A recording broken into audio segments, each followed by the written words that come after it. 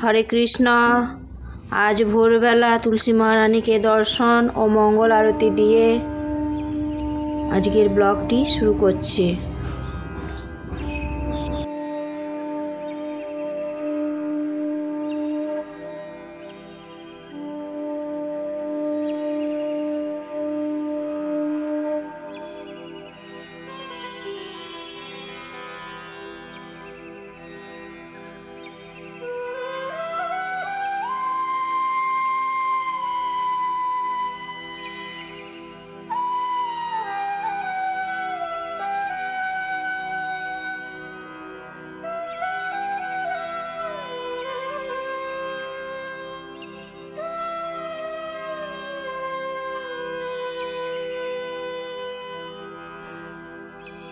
নমো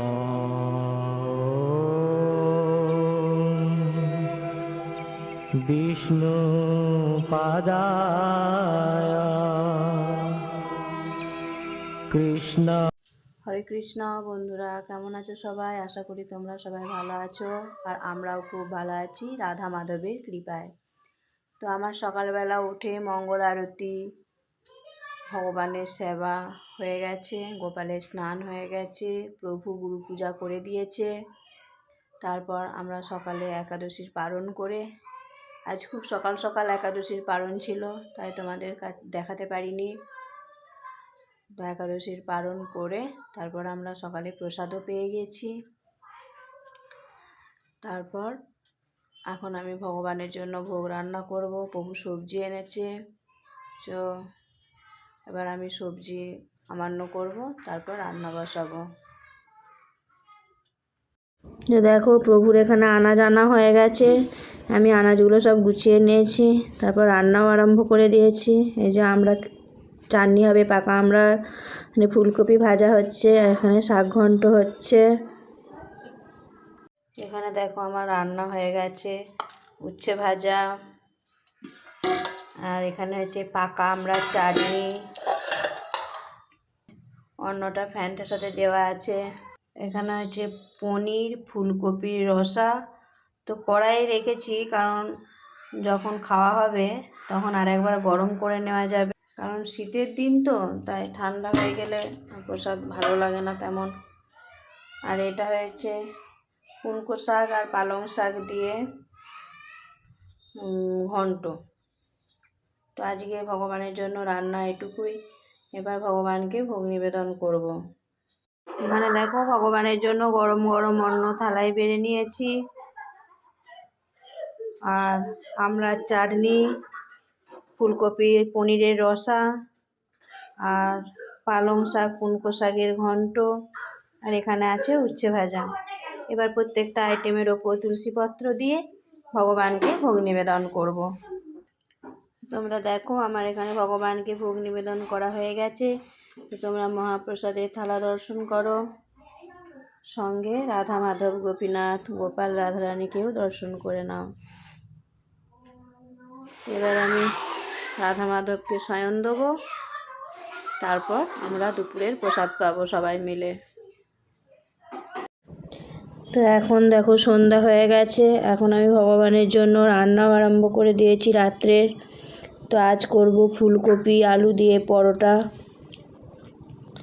এই যে প্রথমে কড়াইয়ে সর্ষের তেল দিয়ে অল্প জিরে ফোড়ন দিলাম, তারপর ফুলকপিগুলো একটা ব্রেডারে করে ব্রেড করে নিয়েছি, তারপর ফুলকপিগুলো দিয়ে দেবো কড়াইয়ে।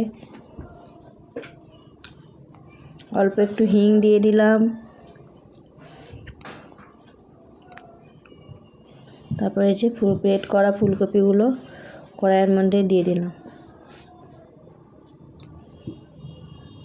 একটু নাড়াচাড়া করে ফুলকপিগুলো ভেজে নিতে হবে, কারণ ফুলকপির যে গ্যাসটা থাকে সেটা যেন চলে যায়।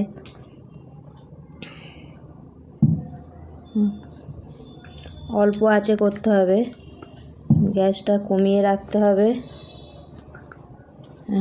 অল্প হলুদ গুঁড়ো দিলাম, তারপর ধনে গুঁড়ো, জিরে গুঁড়ো, আর অল্প একটু লঙ্কা গুঁড়ো দিয়ে, আমি কাঁচা লঙ্কা কুচিয়ে দিয়েছি, এবার যে যেমন ঝাল ভালোবাসে সেরকম পরিমাণ মতো ঝালটা দিতে হবে। আর প্রেসারে আলু সিদ্ধ করে নিয়েছি, এবার সেই সিদ্ধ করা আলুটা এর মধ্যে দিয়ে দেবো।